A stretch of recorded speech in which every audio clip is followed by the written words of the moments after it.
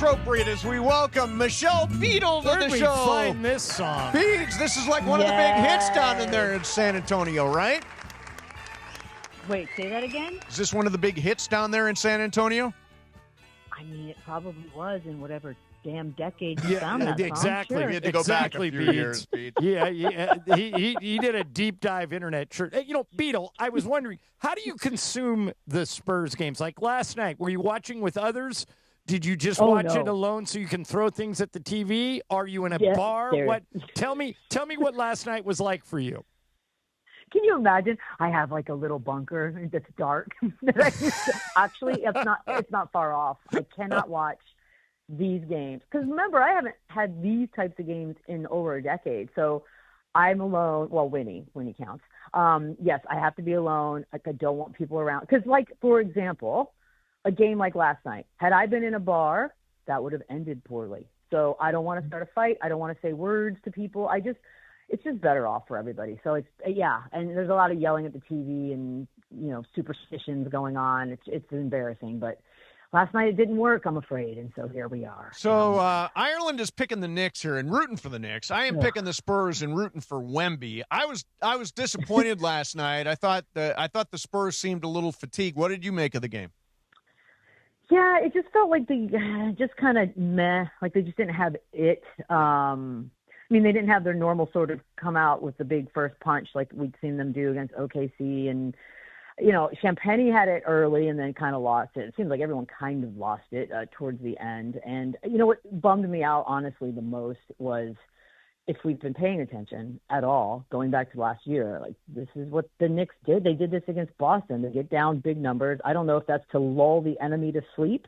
But we should know the better. And so they just did it to Cleveland, and they did it again last night. Like there is no lead, apparently, as long as you have Jalen Brunson on your team and the fourth quarter still available, there's no reason to feel like that thing was safe, and it didn't. And I never felt comfortable. And unfortunately, that's the feeling was right. So the thing I'm hanging my hat on is that Wemby, when he's had a less than stellar game, that game that comes next has usually been pretty darn good. So that's what I'm hoping for. And then he comes out mad. I like mad Wemby. Yeah. We're talking to Michelle Beadle, who is the biggest Spurs fan we know. Beads, I'll just throw out a couple of things that I thought just watching the game. I was thinking about you and other Spurs fans. Why didn't they play Dylan Harper more in the fourth quarter? He was Dylan Harper. He was kind of killing it. If I were you, I would have been clamoring for more Dylan Harper. Were you? Yeah, no. I mean, he was phenomenal at the beginning of this game and was like really the sort of our hot hand. I don't know.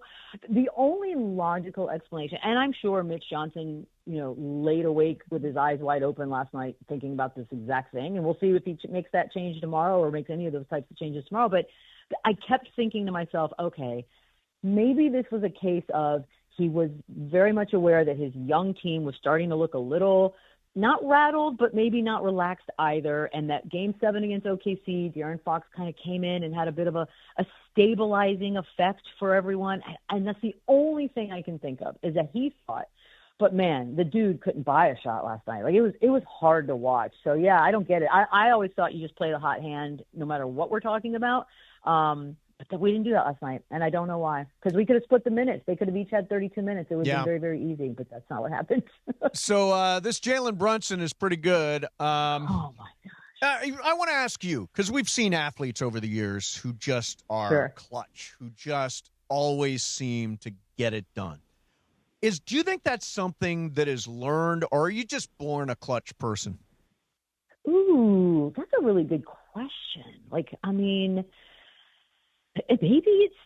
I think he's born like that, right? I mean, I don't know why, and I can't base it on his gene pool, no offense, Rick, but that's not where he got it. I don't think that's where he got it. Right. So it might be he's just got that thing that is so darn rare that is every team in every sport across the world, every fan base wishes they had one guy that was wired this way, and there aren't a lot of them. And it's so funny to me, the kind of love that he's getting, especially today. Like the Jalen Brunson love today, and rightfully so, has been extremely loud. You're hearing people talk about, like, there's never been a bigger clutch player. And that, maybe not. But all I know is that for a while now, at least the last couple of years, I look to Jalen Brunson with just a sense of calm. Like, and you guys know I don't like to fly, and my analogy is I want Jalen Brunson to fly every plane that I'm on for the rest of my life. Like, nothing gets to him. It's awesome to watch, man. If I didn't hate Knicks fans so much, I would love to cheer for Jalen Brunson, but I cannot. And so here we are. I enjoy watching him play. He doesn't look the part, but man, you better not think that and relax, because he will own you in the fourth quarter, and it's exactly what he did again last night. All right, Beats, for people who don't know, Michelle hosts a show called Run It Back. Most of the time she's with Chandler Parsons and Lou Williams, and the show's really fun, and you guys should all check it out. Are the boys supportive of your Spurs obsession, or are they picking the Knicks? I think they picked Knicks to win game 1, but I do believe I can't remember if Chandler had Spurs or Knicks or not. They do mock me a lot. That is for sure. Even during the thread last night, I did not appreciate the mocking. I actually stopped responding altogether because I was sulking. But I feel like one had Spurs in 6, but now everyone's just of the mindset of like, we want it to go 7, period. And I'm okay with that too. Yeah, they do mock me though. I've never had that. Like, I've been doing the show with Chandler. This is my 4th season. Spurs weren't in it, so this is a new version of me. I don't think they like it, but you know what? I don't care. I started the show today with an attitude. I don't care. Well, Michelle. That's when you're a little chippy. That's when the show is at its best. I encourage it. So Beads, you mentioned Knicks fans, and you're not a big fan of, I guess, the fans that are in New York rooting for the Knicks. So let's suppose that scrawny little Tim Chalamet is sitting right here. What do you say to him? I just can't with him. I honestly, he should go to the gym. Like, you could use 30 pounds of muscle, dude. Like, I mean, you're a good actor, but so? You can do something. That's what I would tell him. He seems like a nice kid, but I don't care. I don't want him to win. I don't want him to be happy. None of it. All right, so speaking of people being happy, Michelle, for people who listen to the show, you may already know that the 2 charter members of the Richard Madden fan club are Lisa Ireland and Michelle Beadle. This is a long-running bit. So yesterday, Beads, we were talking about who should be the next James Bond, and May said, how about Richard Madden? And I said, he's 5'9", and May said, too short. Too short for Bond. Now, you, as a charter member of the Richard Madden fan club, is Richard Madden too short to be the next James Bond? Well, hold on. Now, off the top of my head, I didn't think Daniel Craig was a particularly tall dude, was he? I have no clue. He doesn't look tall. He seems tall to me. But Mason, like, it was like, threw it out right away. Like, as soon as I said Richard Madden is 5'9", oh yeah, Craig is only 5'10". So boom? So we're back, baby. Yeah. Now, now are you okay with King of the North? There's a big difference between 5'10" and 5'7".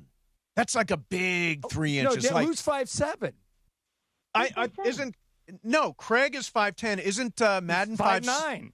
Oh, he's 5'9". Then I'm okay. If he's 5'9", and by the way, they're probably both 5'7". The internet lies. That is true. And that is true. Tom Cruise is 5'7", and he's an action star. That is true. One of the biggest of all time. Yeah, that's the thing, because they cast it in a way we never know they're short, because everyone around them is right. They surround them with small people. Yeah, little people. Exactly. Little people. So where did we end up on that? I said Hiddleston. You said who? I said who? The guy from Game of Thrones who dies early at the Red Wedding. No, that's what we're talking about. That's Richard Madden. That's who Richard Madden. That's who we were talking about. There's somebody like Jacob Elordi would be a good choice. He's like 6'7". I said Damson Idris from F1. That's a good one. Oh, is Idris Elba too old? Yeah, Beats. I know, that's the thing. I guess so. They're looking for somebody late 20s, early 30s, because they want to do like 11 movies. We all? Yeah. Yeah, exactly. Good luck. You can look all you want. There's a decent chance you ain't getting it. Late 20s, early 30s, aren't we all? All right, so what do you expect the rest of this series, Beats? How's it play out? Yeah, where's your confidence level, Beadle? I'm still confident. Well, we have to win tomorrow. Like, this is not up for discussion. Yes. Also, selfishly, I'm prepped to go to Game 5. So there's a new. Are you serious? Twofold. If there's a New York, I've already I booked a flight. I was like, I'm coming. I'm going to go to Game 5, which I thought about 2 today. I was like, God forbid that the Knicks are up 3-1 going into Game 5, and I'm home. This isn't going to end well. Like this is all stuff I got to think about. But yeah, now I do think I had Spurs in 6 mentally before this thing started, but now I guess Spurs in 7 probably feels more realistic.